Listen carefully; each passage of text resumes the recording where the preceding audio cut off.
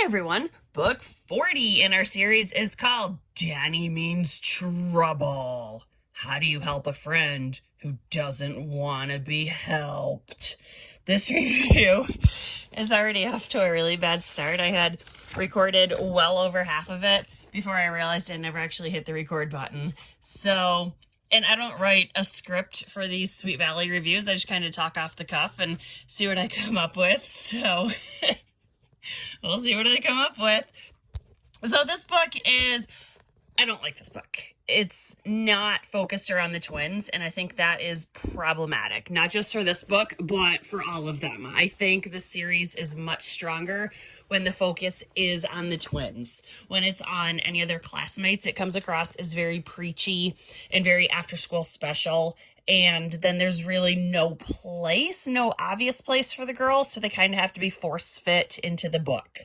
So in this one, of course, Elizabeth is going to be the savior of our story. So on the front cover, we have Danny, who obviously is trouble. I mean, look at him. That was sarcasm. And Elizabeth, dressed like a 40-year-old man, getting ready to meddle and stick her nose where she's not wanted. So Danny is new to school, and he is really good at track, but he also gets in trouble a lot.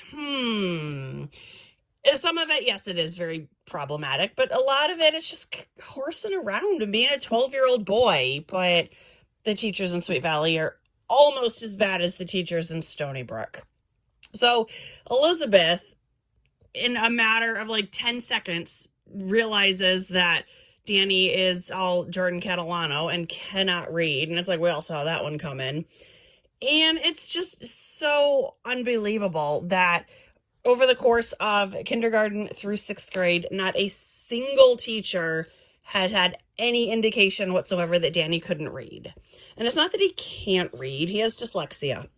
So I will give the book credit for that at least they gave him a valid reason why he struggles in school. Unlike, say, Stony Brook, where Claudia doesn't have a learning disability, she just doesn't like school. And they missed a major opportunity there to expose children to a very common situation with a lot of their classmates. So at least they got that. But it's just unbelievable that we're expected to believe this child is 12, 13 years old, and at no point has a teacher ever realized that he can't read. He can't read well, at least. I mean, I was the target audience for these books, and even way back when, we had standardized testing at least once a year. And if you didn't score proficient on that, there was going to be some intervention. And not only that, a number of years ago when I was working in some of the elementary schools helping the ESL kids, at least 3, if not 4 times a year, every single child in the class had to take the NWEA reading test. But Sweet Valley is to have us believe that no one ever has realized this until Elizabeth, and it only took her 10 seconds. It's preposterous. So, of course, she just happens to see a newspaper article about an Olympian who also couldn't read until he was 19. And what do you know? He's local. So Elizabeth writes him a letter, and he comes and talks to Danny, and this story is so unbelievable. But the good thing at the end is they do get a reading tutor for Danny, and I do like the normalization of some students need extra help with math or reading or whatever skills, and there's no shame or embarrassment in it. And so I did like that a lot more than the Stony Brook approach to students who have learning disabilities. But overall, I don't like these books that focus on the other characters. If the series just stuck to the twins, it would be a much better series. Because most of these, like, okay, if it's a book about Amy, I suppose she's a reoccurring character. But like Danny, we had never heard of him until they needed him for this story. And I'm guessing we're never going to hear about him again. So there are a couple things, actually more than a couple, that I want to read and just hate on. So on page 4, oh great, Jessica interrupted her. Look who's coming. She gestured toward the lunchroom with her head. Carolyn Pierce was heading toward their table. Carolyn was the school's biggest gossip. She always had the story to tell. The only problem was that half the time her stories weren't true. And Jessica, what's with the hating on Carolyn? It was just last book when she was your bestie because she had stories about Bruce, which turned out to not be true anyway. Jessica would lose her head if it wasn't attached. She can't remember from one day to the next. On page 7, I'm completely convinced the ghost author has never been a teacher, probably never even been in a classroom. And not only that, I don't believe the ghostwriter has read any of the books in this series. Because it says on page 7, "We have a new classmate," Amy Sutton answered. "Danny Jackson is in our homeroom now." "You're kidding," Jessica exclaimed. "He'd better not sit behind me." "I don't think he'll get away with much. You know how strict Mr. Davis is," Elizabeth said. "That's right," Mr. Davis said, suddenly coming up behind Elizabeth. "Now would you all mind joining me inside the classroom?" And this is just complete revisionist history. Mr. Davis was the homeroom teacher from book 17, Boys Against the Girls, and he was a complete pushover.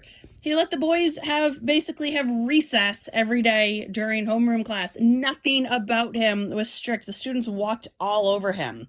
Even the girls were being terrible when he was being observed, and he is not a strict teacher. All right, page 9. They're in social studies. Just then, the buzzer on the intercom that connected the teacher to the principal's office buzzed. Mrs. Arnett crossed in front of the classroom and answered the intercom. "Yes," she said. "All right, I'll be right there." Mrs. Arnett turned back to the class. "I have to go to the office to take an important call," she told them. "I'll only be gone a moment.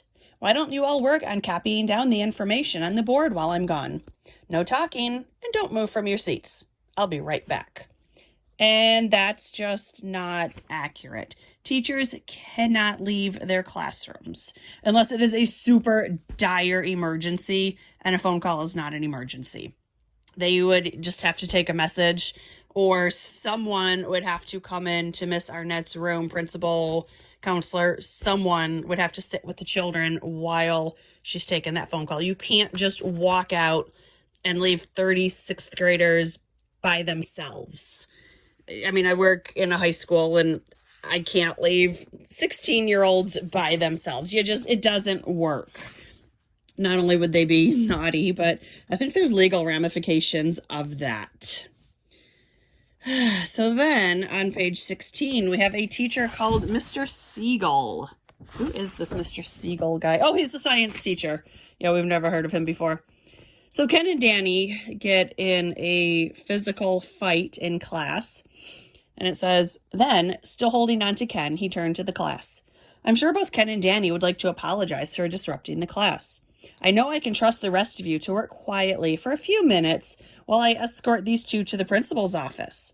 I expect you to be finished with your assignment when I return." Again, it doesn't happen. We've already established that the school, they have intercoms in the classrooms, so you need to call the principal and get him to escort these children himself. Not to mention, after they talk with the principal, there's no repercussion. There's no detention. There's no suspension. At my school, if our kids are fighting, they start with a 30-day suspension. So, you wonder why these kids in Sweet Valley don't behave. It's because they have no consequences for bad behavior. Page 35. Mrs. Winterhoven, bless her heart, she's a retired sub, and these kids are going to eat her alive. So she asks Danny to read, and he has a great outburst that he sees a mouse. "Oh, I just hate rodents," Mrs. Winterhoven said. She kept glancing around, her feet anxiously. "I'm going to get the custodian. Perhaps he can catch it. Stay calm, boys and girls," she said as she rushed out the door and slammed it behind her. You know these kids are going to be bad for a sub. And then she's going to leave them alone? I certainly hope the school never calls her back. She's a terrible sub. All right. Let's keep going. This book is terrible. So they're talking about the track team. This is Elizabeth. He practically lives for track. There's no way he's going to let himself get kicked off the team now. Want to bet? Jessica asked. Come on, Lizzie. When is the next meet? About 3 weeks from now, Elizabeth said. I was on the track team in middle school and high school. We had at least 2 meets every single week. I don't understand this 3 weeks in between. The entire season is 3 weeks once the meets start. So that's annoying. I got 2 more points I want to nitpick. On page 78. Here's Elizabeth. Elizabeth says, but remember how Danny saw that mouse in English class? I think every time he gets called on to read in class, he finds a way to get out of it. I don't think his teachers know that he has trouble reading. Then you're smarter than the teachers, Jessica laughed. Good for you, Lizzie. And that's the entire problem with this book. A 13-year-old, 12-year-old is, in fact, smarter than the teachers.